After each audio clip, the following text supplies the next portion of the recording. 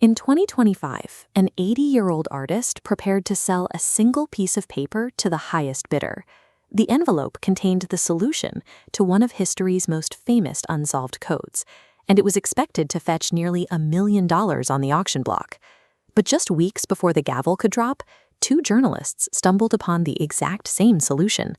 They didn't hack a server to get it. They found it sitting in a cardboard box inside the public archives of a Smithsonian museum. To understand how $1 million secret ended up in a public library, we have to look back to 1990, deep inside the highly restricted grounds of the Central Intelligence Agency headquarters in Langley, Virginia. This is Kryptos, an S-shaped copper screen dedicated to the theme of intelligence gathering. Cut entirely through the metal are 869 letters, spelling out 4 distinct encrypted messages. The sculptor, Jim Sanborn, worked with a retiring CIA cryptography expert to design the puzzle. They deliberately calibrated the difficulty so it would take someone roughly 5 to 10 years to decipher the entire monument. That 5-year estimate stretched into 3.5 decades. The sculpture remained unsolved for so long that it eventually triggered a high-stakes legal and financial battle. During the 1990s, 3 entirely separate factions were quietly racing to break the copper code. By late 1992, a team at the National Security Agency managed to solve the first 3 passages of the sculpture. Because it was the NSA, they locked the results away in a classified file and told almost no one. 6 years later, a CIA analyst named David Stein spent hundreds of hours of his own time independently solving those exact same passages, using only pencil and paper. His superiors also kept the victory strictly hidden within the intelligence community. The dam finally broke in 1999 when Jim Gillooly, a computer scientist in California, cracked the code using a home computer and publicly released his findings. Staring at public embarrassment, the government agencies finally admitted their earlier successes. Kryptos had created a direct competition between amateur civilian enthusiasts and the world's most secretive intelligence networks.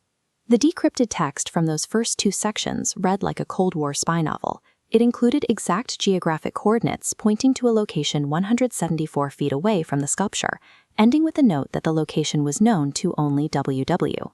This is how Sanborn encrypted those sections, using what is known as a Vigenère cipher. By matching a specific keyword against a grid of scrambled text, a codebreaker finds the intersecting letters to reveal a readable English sentence. The third section used a transposition cipher, which scrambles the order of the letters rather than replacing them.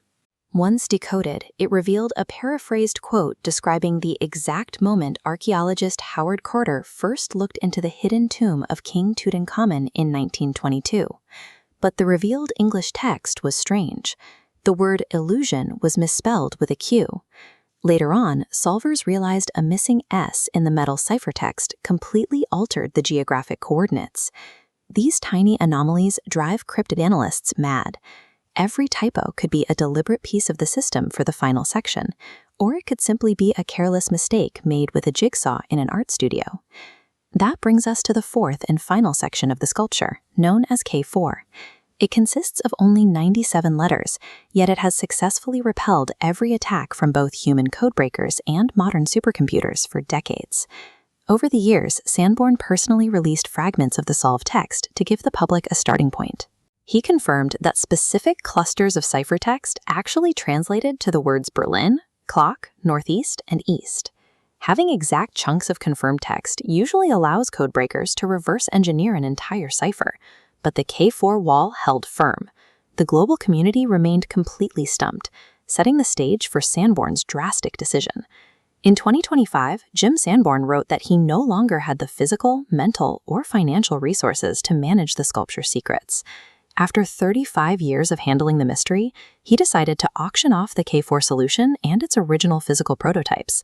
But his $1 million auction was abruptly short-circuited. Journalists Jared Kobeck and Richard Byrne were digging through the artist's donated papers at the Archives of American Art, where they found scraps of text that, when assembled, produced the complete solution to K4. In reality, there was no elaborate heist. Years earlier, while undergoing cancer treatments, Sanborn had simply misfiled his most sensitive notes, accidentally packing them into a donation box bound for a public archive. The sudden discovery triggered sheer public chaos. Sanborn frantically asked the Smithsonian to seal the relevant files until the year 2075. The auction house demanded the journalists sign non-disclosure agreements, and when they refused, threatened them with copyright lawsuits. Despite the public leak, the sale pushed forward. In November 2025, Sanborn's private archive finally went to the highest bidder for $962,500. The monument was built to celebrate the mathematical discipline of intelligence gathering, but it was compromised by something as common as misfiling paperwork in a donation box.